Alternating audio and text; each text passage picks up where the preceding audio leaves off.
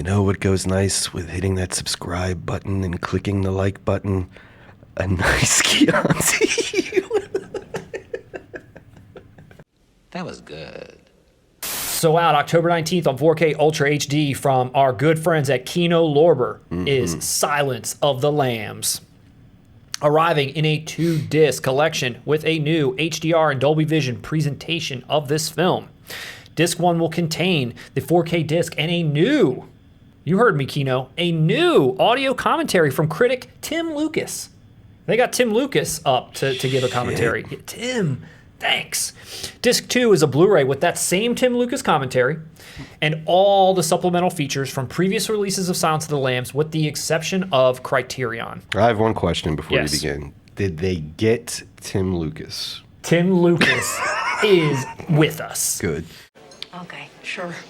On that Disc 2 Blu-ray, you're going to get supplemental features from before, such as making of documentaries, totaling nearly 2 hours, by the way. Some featurettes totaling about 40 minutes. You're getting an hour-long Jonathan Demme and Jodie Foster interview, as well as 38 minutes of deleted scenes. So it's not a small amount by any means. So Kino's got all that stuff for you. But this movie was previously released by Criterion back in 2018.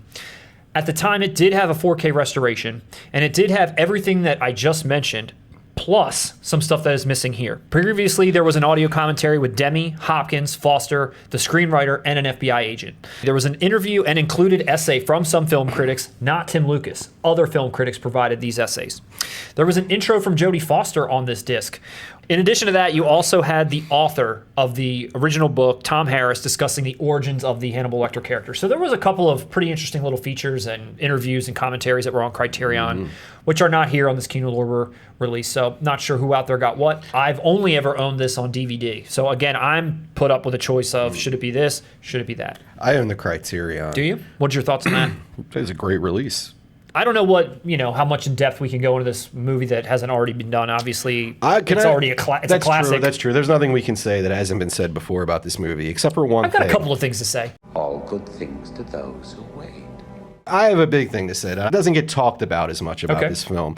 I absolutely adore the way this movie portrays misogyny and sexism. But are you strong enough to point that high-powered perception at yourself? Not that it was ahead of its time that women weren't being treated like shit in the workplace and in society in general in 1991, but most movies didn't really show that. I feel like almost in every scene, Clarice's character meets some sort of opposition from her male cohorts, and it's a point in it.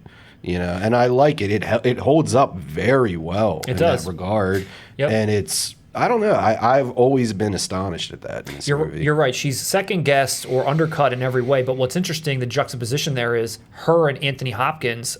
Like he has nothing but respect for her. He has nothing but a good relationship with her. He wants to keep seeing her, keep giving her information because he knows he's playing her too. He is. I mean, he's playing a game, right? He's playing a game, but you can tell that he does respect her. Like he's not treating her like shit like the rest. And even when the film is over, he gives her a call. He says, he kind of like says goodbye in a way because they had that sort of. I know that's how it ends, but it just sounds funny. Like even when it was over, he gave her a call. Yeah, he gave her a call. Sounds charming. And you're right, it's like every scene almost. It wasn't over the top. It wasn't virtue signaling. It was done in ways that I felt are very realistic, where it was just like, we're judging you, you're getting looks, you're getting little comments. It's underlying, but it's definitely true to what would probably be going on. And again, and I don't know that they did all that to set up the fact that at the end, she's going to be the one that gets the guy and to show everyone that like, damn, she really is good. But that's how it plays out. And I feel like that's kind of what the case probably is in most things where someone like her who she's new, but she's got that gumption. They second guess her, and she's still an outstanding FBI agent. She's great. She solves the case before everyone else does. I saw this movie when I was 9 years old. No idea, probably at the time, the gravity of anything that I was watching. I don't even know why a 9-year-old would watch this movie. That was the age we lived in. Not anymore. There was no Hulu or Disney Plus where you could just cycle through every last cartoon that you could possibly imagine. So it was like, what are your parents watching? What did they rent? What's available? I don't know how many times I've revisited this movie, but I think rewatching it more recently, there's just some things that stood out to me about it that I don't know that I appreciated before, mainly the cinematography. And the way that they film the interactions between Jodie Foster and Anthony Hopkins, where it's them looking at the camera, like they're looking at you, like you're not seeing them talk, they're talking at you, and almost like peering into your soul, especially when Anthony Hopkins is delivering some of those monologues and Jodie Foster's a little worried and she's kind of asking these questions real timidly, but she's just looking at you. Is it true that, did you never speak to Anthony Hopkins? No, never spoke to him. He was scary. A lot of the scenes actually in Silence of the Lambs are done to the camera, which is this sort of odd technique that Jonathan Demme came up with, this sort of Hitchcockian technique. And most of the time that when he's delivering his lines, he's not looking at me, he's looking directly at the camera, and I'm somewhere behind there where he can't see me. How that really makes that movie and those scenes really poignant and memorable. Oh, of course. Well, sticks with you. It's subconscious. It's Yeah. intimate. It's awesome. When you're watching Exactly. as the It's awesome. audience, you are Yep. up close in their face. You're feeling what they're feeling. They're Yep. in their world right there. Yep. And she's scared. It's great. And I also like the little touch at the end too, where they kind of trick you a little bit with, the FBI's about to bust down Buffalo Bill's house and Jodie Foster's still like knocking on doors, but she's the one that's She's there. at the real location. It looks like they are actually breaking into his house for like a second, and then all of a sudden they open the door and it's her that's actually there. That was kind of a cool little rug pull that kind of gave you a little like jolt of like, oh shit, like like they're somewhere else. There's no one helping her. Clarice. Movies just aren't made like this anymore. There was such a time where movies that were just coming out like this that They trusted the audience They back did. then. They They did. trusted the audience. Silence of the Lambs takes its time. Yeah.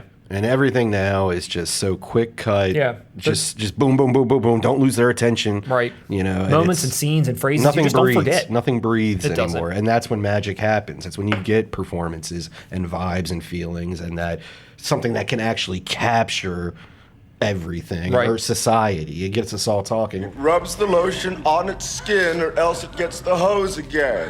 Kino, 4K, nice slipcase on that art. The Criterion art wasn't bad. It was like a red Rorschach blot of the Death's Head moth, which is pretty cool. I mean, again, I've always appreciated what Criterion does with their art.